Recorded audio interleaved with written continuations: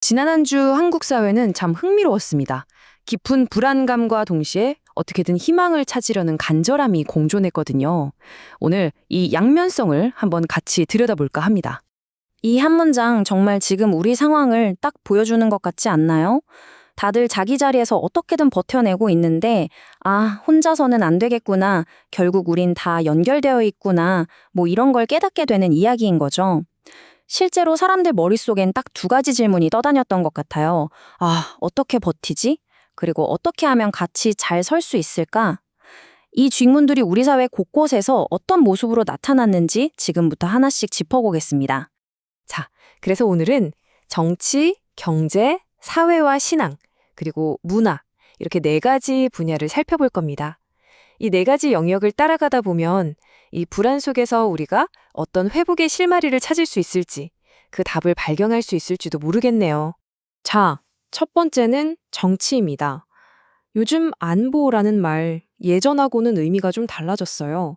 단순히 국방, 군사력 이런 걸 넘어서 우리 일상의 안정 자체가 굉장히 중요한 안보 문제가 된 거죠.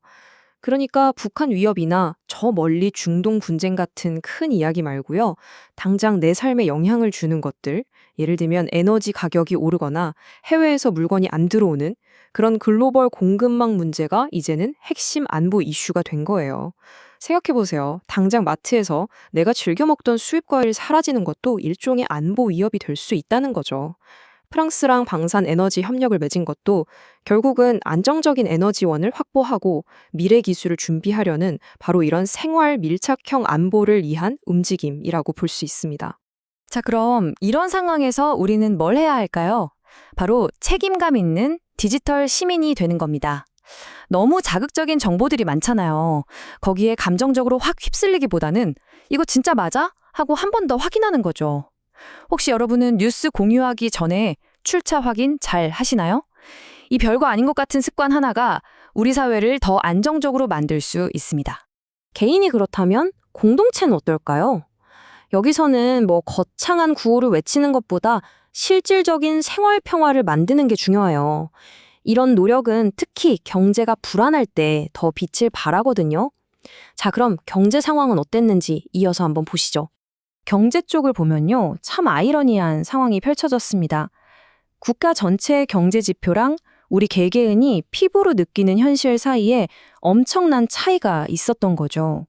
완전히 상반된 신호가 막 동시에 울렸다고나 할까요? 여기 보시는 것처럼 정부가 26조 2천억 원이라는 정말 어마어마한 돈을 풀었어요. 마치 불난 집에 소방수가 달려가서 물을 뿌리듯이 치솟는 물가랑 유가 부담을 어떻게든 낮춰보려고 한 거죠. 서민들 허리가 휘니까요. 그런데 바로 그 시점에 반도체 같은 주력 산업 수출은 사상 최고를 찍었습니다. 무려 48.3%나 성장했어요. 그러니까 나라 전체로 보면 경제에 파란불이 켜진 셈이죠. 아니, 한쪽에선 불 끄느라 바쁜데 다른 쪽에선 파란불이라니 이 모순 대체 뭘까요? 이걸 바로 비대칭적 반등이라고 부릅니다. 말 그대로 국가 경제는 좋아진다는데 이상하게 우리 집 살림은 나아지지 않는 거죠.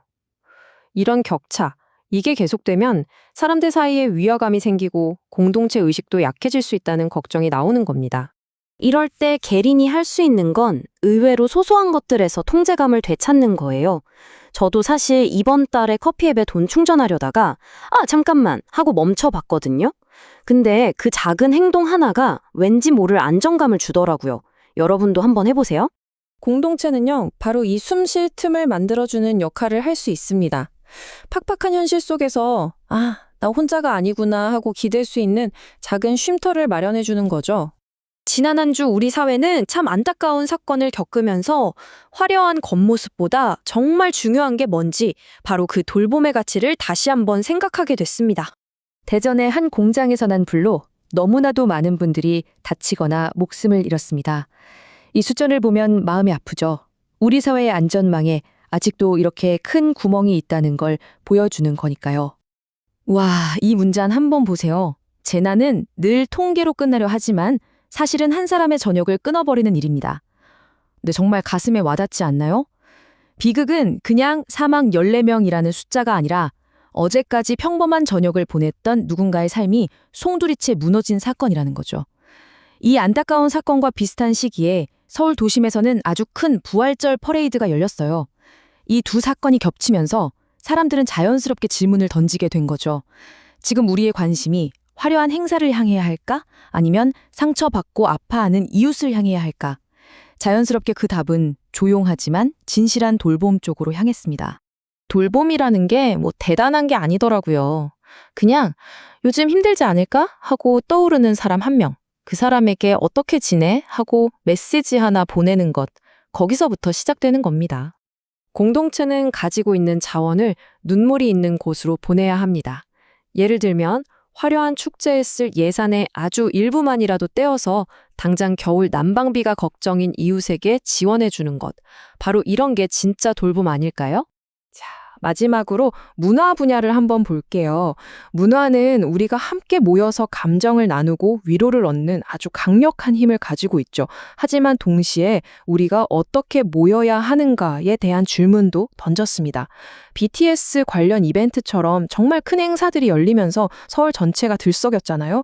사람들이 얼마나 함께 모이고 싶어 하는지 그 뜨거운 열망을 느낄 수 있었어요. 하지만 한편으로는 이렇게 많은 사람이 모이는 게 안전한가? 이게 혹시 과도한 소비를 부추기는 건 아닐까 하는 생각도 하게 만들었죠. 여기서 중요한 건 우리가 그냥 돈만 쓰는 소비자가 아니라 적극적으로 참여하는 사람이 되는 거예요. 한번 보고 끝나는 그런 경험 말고요. 내 삶을 더 풍요롭게 하고 좋은 사람들과 연결될 수 있는 그런 문화를 찾아보는 거죠. 그리고 공동체는 모두가 함께 책임지는 문화를 만들어 가야 합니다. 축제가 끝나고 모두가 떠난 뒤에도 우리 동네와 이웃에 대한 관심과 돌봄이 계속될 수 있도록요. 우리가 사랑하는 이 문화를 어떻게 하면 좀 더 책임감 있게 즐길 수 있을까요? 함께 고민해 볼 문제인 것 같습니다. 자, 지금까지의 이야기를 한번 쭉 정리해 볼까요? 정치에서는 생활안보, 경제에서는 비대칭 반등, 사회와 종교에서는 돌봄의 신뢰, 그리고 문화에서는 관계 회복이라는 키워드들이 나왔습니다. 흩어져 있는 것 같지만 이 모든 키워드들이 사실은 딱 한 곳을 가리키고 있어요. 바로 이겁니다. 소유 중심에서 돌봄 중심으로 가야 한다는 것. 내가 뭘 더 가질까 경쟁하는 게 아니라 내 옆에 있는 사람을 어떻게 더 잘 살피고 보살필까를 고민하는 사회로 가야 한다는 거죠. 이게 바로 불안과 회복이 뒤섞였던 지난 한 주가 우리에게 던지는 가장 중요한 메시지라고 생각합니다. 그렇다고 뭐 대단한 일을 해야 하는 건 아니에요. 그냥 안 쓰는 방 불 끄는 거, 힘들어 보이는 동료에게 커피 한 잔 사주는 거, 우리 동네 작은 가게에서 물건 하나 더 팔아주는 거. 바로 이런 사소한 행동들이 모여서 이 불안한 시대를 버텨낼 힘, 바로 공동체의 회복력을 만드는 겁니다. 자, 이번 주 여러분의 작은 실천은 무엇이 될까요?